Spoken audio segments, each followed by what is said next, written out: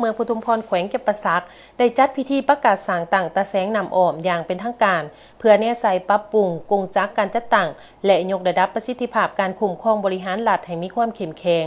พิธีดังกล่าวได้จัดขึ้นโดยการให้เกียรติเขาร่วมเป็นประธานของฐานประดิษฐ์วรรณรัศมีคณะประจำพรรคแขวงหัวหน้าคณะโฆษณาอบรมแขวงจำปาสักผู้สีนำเวียกงานหอบด่านของเมืองปทุมพรฐานสมจิตแพงสวัสดิ์กรรมการพรรคแขวงเลขาคณะบริหารงานพรรคเมืองท่านกิ่งแก้วนวพรมห้องเลขาคณะบริหารงานพรรคเมืองประธานคณะกรรมการปกครองเมืองพร้อมด้วยการนำของแขวงเมืองมีบรรดาองค์การปกครองบ้านแขกถึกเซินและประชาชนเข้าร่วมในโอกาสนี้ท่านกิ่งแก้วนวพรมห้องเลขาคณะบริหารงานพรรคเมือง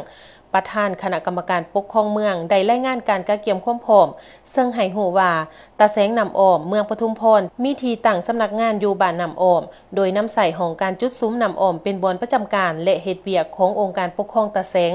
การสร้างตั้งตาแสงก็เพื่อการจัดระบบบริหารรัฐและการปกครองของรัฐให้เป็นการบริหารรัฐโดยแม่นพนักงานสังกัดรัฐเป็นผู้บริหารโดยกงการบริหารรัฐและการปกครองโดยรวมแล้วแม่นปฏิบัติตามทิศของพรรคและรัฐบาลที่สมาชิกสภาแห่งชาติได้รับร้องเอารัฐธรรมนูญฉบับปรับปรุงปี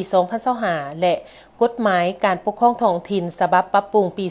2025โดยกำหนดเอาการปกครองท้องถิ่นออกเป็น3ขันคือขันแขวงประกอบมีนครหลวงและแขวงขันเมืองประกอบมีเมืองและนครขันตาแสงประกอบมีตาแสงส่วนบ้านแมนเป็นหัวหน่วยซุ่มซ่นหนึ่งขึ้นกับตาแ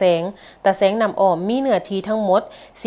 47,718 เฮกตาร์มีจำนวนบ้านขึ้นกับทั้งหมด13บ้านจากกลุ่มสโนด7บ้านและกลุ่มนำอ้อม6บ้านคือบ้านห้วยโกะบ้านเกียรติงงบ้านทบศอกบ้านพมมะลิ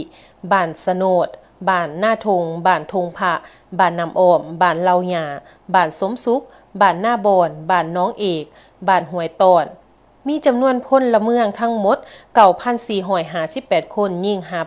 5,330 คนในพิธีก็ได้มีการผ่านโคตกลงว่าด้วยการแต่งตั้งบุคลากรหลักแหล่งดังนี้ 1. ท่านสมชายวรลาภกรรมการพรรคเมืองเป็นประธานคณะกรรมการปกครองตาแสง 2. ท่านวิเศษฟ้องสมุทรเป็นรองประธาน 3. ท่านห้อยเอกอาทิตย์ซ้ายจุมลีเป็นรองประธานนอกจากนี้ยังได้แต่งตั้งหัวหน้าหน่วยงานและพนักงานสวยเวียกเพื่อประจำการในแต่ละโค้งเขตเวียกงานอย่างครบถ้วนในตอนถ่ายทานประดิษฐ์วรรณรัศมีได้ให้เกียรติโอล่มและสี่ทิศเยื้องทางโดยเน้นนักให้คณะบริหารงานตาแสงสุดใหม่จงยกสูงความรับผิดชอบในการหับใส่ประชาชนสร้างความสามัคคีภายในและพันขยายแนวทางนโยบายของภาครัฐให้เข้าถึงหากฐานอย่างทั่วถึงจากนั้นก็ได้เปิดป้ายของการอย่างเป็นทางการและลันของ9 บาทเพื่อเป็นสิริมงคลในการประกาศสั่งตั้งตาแสงนำอ้อม